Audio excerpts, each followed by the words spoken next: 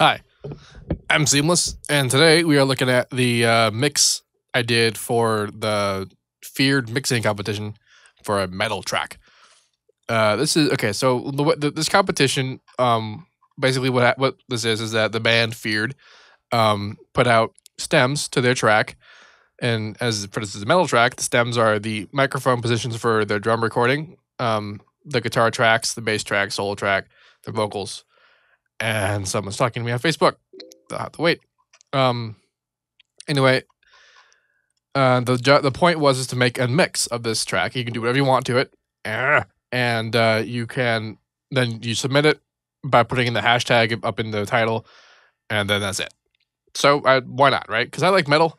I've done my own metal tracks in the past, and this is the first time I've been able to do a mix using stuff that I didn't record myself, and it's actually been way easier because it was recorded really well. So let's look at what we got. So first, I want to do the drums. The drums have all the individual mic positions, and then also the samples for the kick. It's a sampled kick. It's very obviously a sampled kick. Let's look at what that sounded like before I mess with it. Not a huge difference, honestly. Okay, so that was a bigger difference. That's because I also have major compression going on in the main bus for the drums. I got a little bit of EQing going on.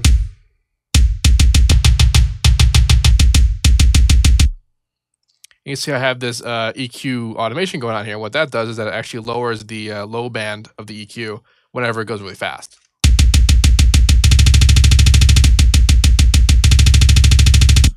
And that's because while I enjoyed the fast kick and I enjoy there being the definition of the high end for that, I don't enjoy the mess it makes the low end mix when it goes that fast. So I just took out the low end.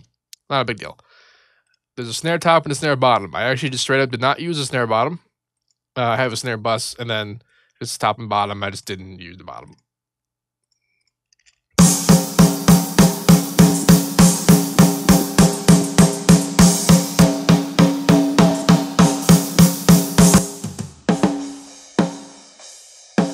So that's what that sounds like without the mix or the EQ. Now, here's the thing about recording acoustic drums live is that basically the hi-hat gets in everything, and it's really all just damage control once you record it all. A hi-hat will get into every single mic, and so the job is made easier by the fact that the kick is just the sampled kick, so they probably use triggers and then quantize it, because if you look at the grid, it's like perfectly perfect, and then the recorded elements of him actually playing it are not as perfect. They're pretty good. I mean, he was clearly a really great player and really good at recording in time, but that wasn't nearly as perfect as what was obviously quantized kicks. But by the fact it's just the kick by itself and not the mic picking up any bleeding whatever, it made it much easier to mix in there. That's the allure of samples in general when you're doing metal drums, is that you can make things punchier and have a lot more high end because you don't have to worry about the hi-hat getting into everything like it does. But there's ways to deal with that when they do. So in the snare, I like there being the high punchiness of the snare, and I dealt with that by taking out the high end of the overheads, which has the elements that were turned up too much in the snare, so that equalizes them out together. Same thing with the toms, because there's the tiniest bit of bleed. There's not really that much bleed going on in the toms because they were really well recorded.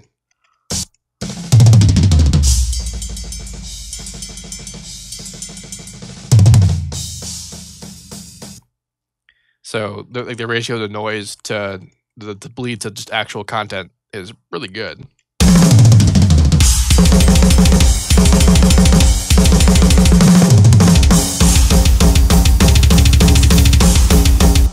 So that's drums. Anyway, in guitar, in the world of guitar, the guitarist in his band's name is Ola Englund, and his band is Feared, but I know about this band because of him. He has a YouTube channel where he does a guitar and amp reviews, and he does lots of different things. He actually has his own signature amplifier made by Randall. It's called the Randall Satan, and I believe he used that to record this track. and he did a video about how he records his guitar. So I know that the guitar was recorded through his 4x12 with one SM57 and using the Randall Satan, and this is what they sound like.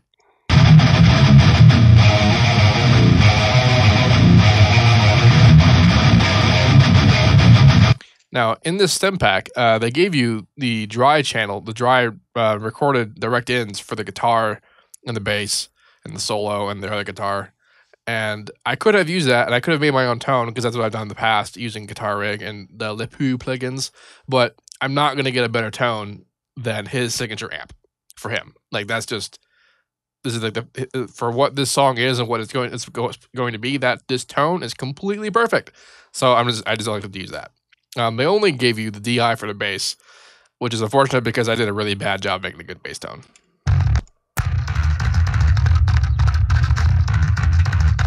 Like, I could have done something better than that, but it's okay just because the bass is more or less completely following the guitar, so it wouldn't have been very easy to make that brought out a lot, just because the original bass tone wasn't a whole lot to work with anyway.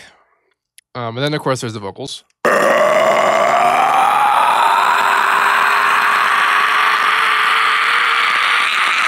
Go! Always bring you down! Can you feel it? You are a piece of me! No! So I added some EQ, extra bit of reverb, and then compressed all of that really heavily. Always bring you down! To ensure that everything was all super maximum the whole time. A little bit of post EQ. And then a delay, which is this automation here, which changes the amount of input. So it's really only delaying on the big screams. To call you mine! So you get that. So it helps, like, you know, stereo presence when you're making a big old scream, which is nice.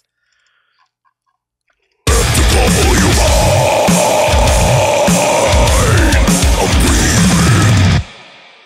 So I did use the dry channel for the solo because I made my own patch for the solo. I actually didn't make it for this track. This is one of the patches that I use for my own stuff.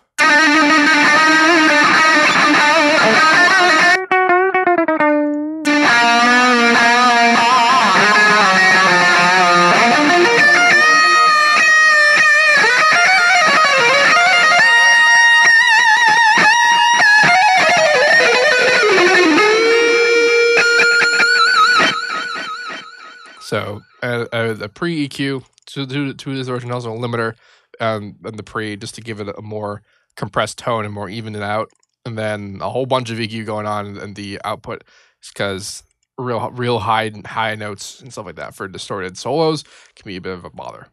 I also added in some strings.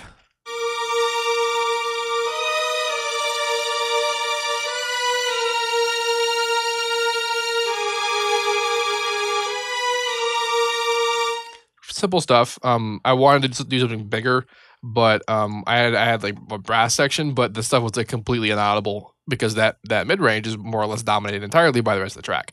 And I didn't want to attenuate the guitars to make room for that.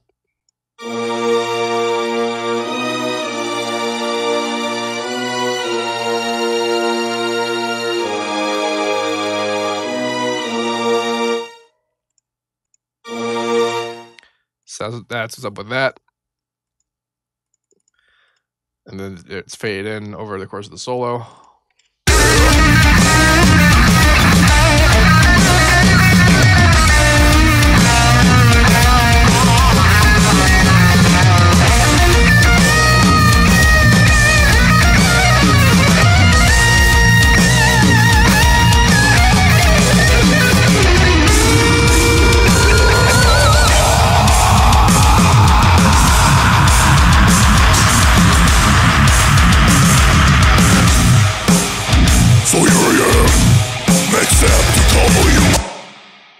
And stuff.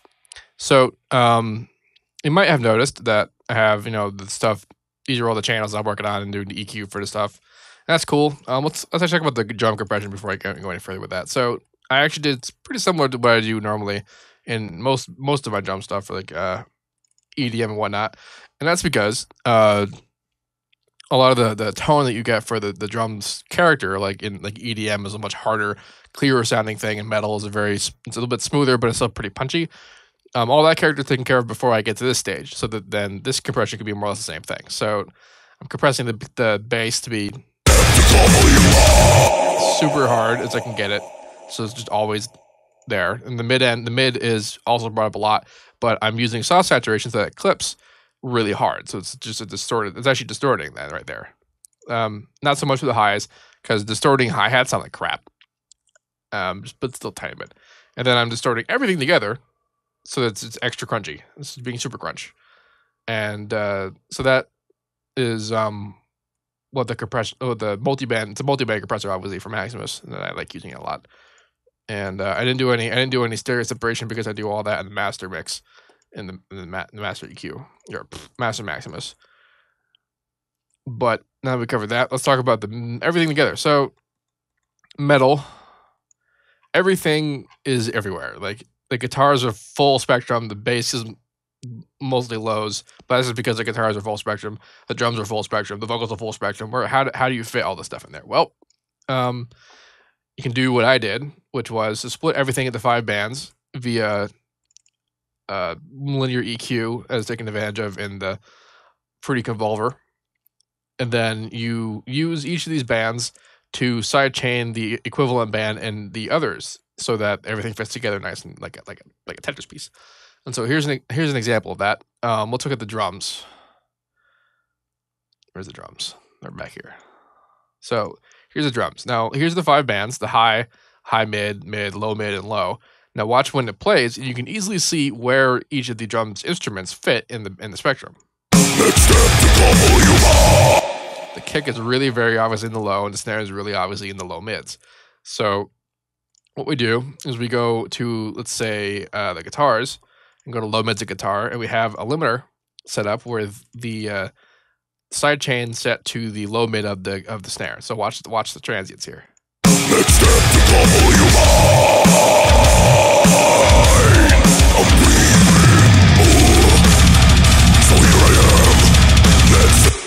So right now the snare is cutting in every time it hits, and that just only in that frequency spectrum, the area of the spectrum.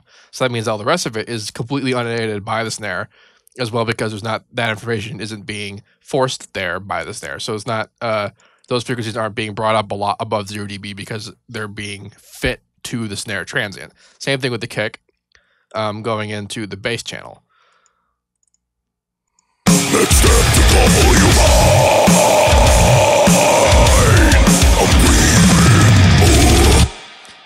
Now, if you didn't want to do that, you would have to accomplish the same thing by carving out the frequencies yourself, by like taking the EQ in the bass and cutting it out around where the main bass hit of the kick lives, so that it would just fit there all the time. But if you did that, you run the risk of damaging the character of the sound for the whole track. And but by doing it like this, the cuts all happen procedurally, and the character remains exactly the same. So that's why I elect to do this for metal stuff. I don't do this level of super duper transparency mastering for EDM, because EDM stuff sounds better when the stuff is messed with. Like when you get that sidechain pumping, compression, artifacting for the whole track. Like that's a stylistic thing people like to hear in that style of music. So I don't need to do that so much. As well, it's easy to work with clean synthetic sounds because there's no additional anything. And you can cut everything so finely that the original method of EQing out the where it fits works just fine, because the sound is that malleable. Not so much with a guitar tone or a snare tone or something like that. It's harder to work with. I also do the same thing with the vocals. So when the vocals principal, like fundamental tone, goes into the guitars and attenuates it a little bit, it also goes into the bass, I think, and some of the drums. The drums also go, and so the solo is the same thing too. So when the solo comes in, it doesn't overpower things. It fits right in right there, but you can't really tell that everything else is being attenuated by its presence, because it has those frequencies itself. So everything still has the same frequency content, but the new instruments are moving around. So that's the whole reason behind doing that. If you're curious as to how that works, I have a video called Sidechaining for Fun and Profit, and you can go look at that for a tutorial on how sidechaining works. So after all that, I take all the outs of these channels, I bust it to a main out, And then I went about trying to do manual 5-band multi-band compression by splitting them again with the Fruity Convolver and then just compressing it with a limiter. And that works just fine, and it did a good enough job. But I still did additional compression and the master. But this is very light compression in comparison to the multi-band stuff, that the 5-band manual compression that I did. This is really just to bring it all together and make stuff work. And also to take care of the stereo separation and kind of stuff. But it's less pronounced than it would have been if I had only done that and not done the 5-band stuff elsewhere. Next step to call you mine. I'm breathing. So here I am. Next step to call you mine. Can you feel it? Doesn't matter if you learn. You will never be the savior. Save your prayers and your words. Step down from your throne. Can you feel it? You are a piece of me. No way to set me free. You're here to strengthen. So here I am. Next step to call you up. So on and so forth. So yeah, I think I covered everything I need to cover about what I did with this track. This is more or less how I approach metal stuff. Let's see. I did talk about the snare. I did show you the EQ. I mean, a lot of this was already great when it came here. Like the kick was already in the place that it needed to be to sound good. The snare already sounded good. It was already tuned well, kind of that kind of stuff. And the cymbals are all great. The toms are all the right place. So like there wasn't a lot of things for me to do, as opposed to if I were recording a band myself. And like, I mean, I know what I'm doing more or less, but I'm still not like a professional level super engineer guy with a $2 billion studio and knowing all the intricacies of everything. And I also am not working with musicians who are machine session players like this guy was. And that makes a lot of difference. That makes a huge difference. You know what I mean? For everything to be completely perfect. Like how, like the left and right channel for this guitar are almost 100% identical.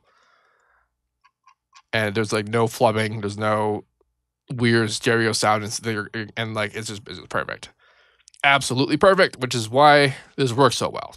I had to do very little stuff. I didn't have to do any kind of magical editing tricks that you do when you're fixing a band's mistake and you don't want to retrack it again. But I mean, that comes with the territory. If you have any questions, let me know. I'll answer them to the best of my ability. But I believe I've showed pretty much how all this works. I mean, this is kind of an overview. So yeah, have a good day.